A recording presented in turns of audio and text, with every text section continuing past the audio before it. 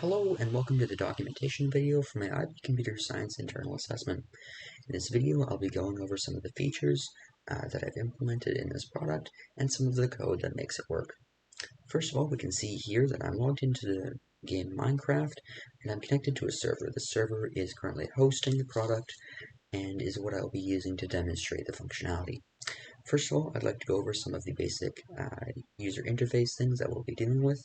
First of all, we have inventory menus. So this here in the center of my screen is an inventory menu. Those will be used to interact with the player. We also have the scoreboard on the right here, which will be used to display information, and the chat box here, which is used for the user to output information into it and to send messages to the player. So the first bit of functionality that I'd like to demonstrate is /valtop. So what this does is it displays a sorted list of player balances to the player. So you can see here it's sorted by size. My player's name is Headblock. I'm second place with a balance of 8,675. Which I can confirm is the same on the scoreboard over here. Next up is the /balance command. What this does is it displays to me my balance, or if I put someone's name after it, it displays to me their balance.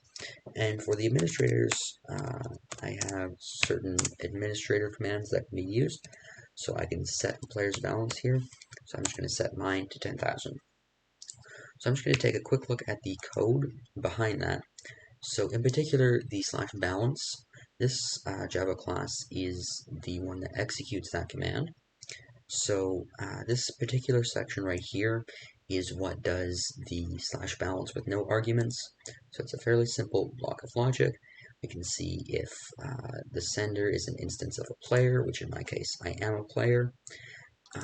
Then I see if the player has a balance right here, and then I send a message containing your balance is, their balance. There's also some chat formatting stuff, so you can see there's green and yellow, and if I'm doing a /balance, there's green and yellow. So next up, I'd like to demonstrate the custom enchantments. So if I type /enchant, the menu here pops up. There's vanilla enchantments and custom enchantments. I'm just going to go over the custom ones. If I click on one of these books, it takes experience points away from my player and withdraws from my balance. So my balance is there, the experience points are down here.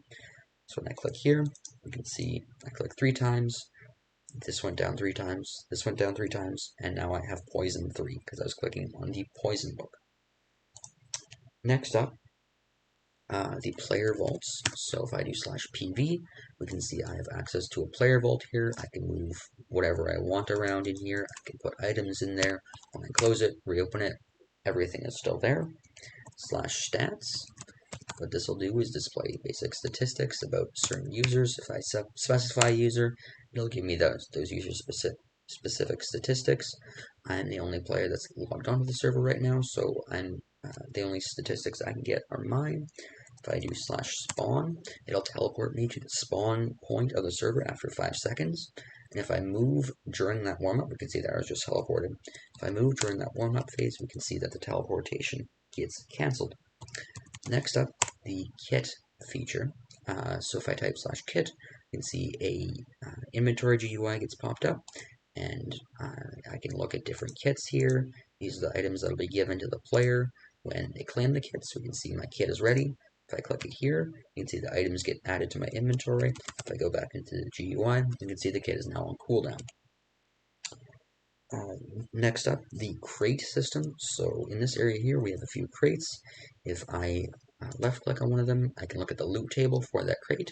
In the common crate, it's just a 100% chance of getting 16 steak. So if I click on it with one of these keys, you see that I get 16 steak every time. Next up is the gang system. So if I do /gang, and right now I'm not in a gang, so I'm going to create one. I'm going to call it void. So we can see gang void created. And if I type that, gang info, I can get some basic information about the gang, the members, allies, balance, and the players that are online. If I want to change the balance, I can deposit money into it. So say I want to deposit $1,000, we can see $1,000 is deposited. My money goes down by 1,000, and if I pull up the info again, you can see that the balance is $1,000. Next up, I'm going to go over the King of the Hill system. So on this platform here, if I do /cloth start or King of the Hill start, you can see the scoreboard gets updated with relevant information about King of the Hill, the time left in the event, the player or gang capturing, and the time until the player or gang captures. So if I stand here, remember the gang that I created was called Void. You can see that Void is now capturing the hill. And if I leave my gang disband, now just my player.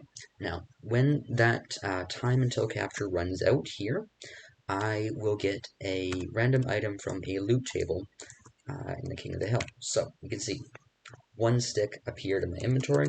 If we look at the loot table here, we can see there's just a default loot table that I have, and it's a 100% chance of getting a stick. That is all the functionality that I will be demonstrating for today.